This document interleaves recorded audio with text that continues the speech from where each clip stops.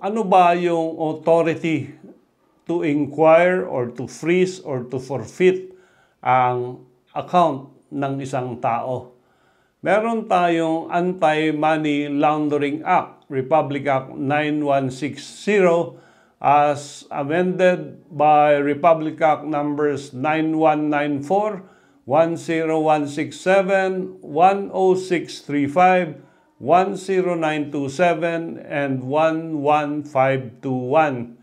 At dito sa mga batas na ito ay binibigay ng authority ang Anti-Money Laundering Commission, no, or Council to inquire, freeze, forfeit assets associated with money laundering activities or illegal transactions, investigate, monitor suspicious financial transactions, and to prevent the use of the financial system in money laundering schemes. Ang AMLA as the authority to examine bank deposits, but generally it requires a court order. Kailangan bago mag-examine ng mga bank accounts ng isang tao, kumuha muna ng court order ang AMLA from the Court of Appeals. There are, however, exceptions. Hindi kailangan ng court order if there is probable cause that the deposit or investments are involved to unlawful activities. Halimbawa, yung flood control, ghost projects. It also includes kidnapping for ransom, drug trafficking or hijacking. Meron ding terrorism financing, no?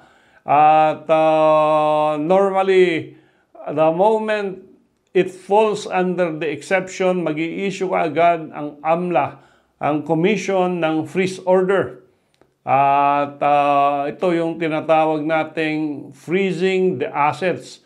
Hindi mo mabenta, hindi mo masanla, hindi mo ma-donate, hindi mo ma-assign, hindi mo ma-waive yung mga assets mo once a freeze order has been issued. And the moment may freeze order, ang AMLA should go to the Court of Appeals para i-confirm yung freeze order. Ang freeze order sa assets ay 20 days lamang. Pero pwedeng i-extend ng Court of Appeals to 6 months. At pwede ring i-extend yung freeze order kung meron ng forfeiture proceedings initiated within the specified period.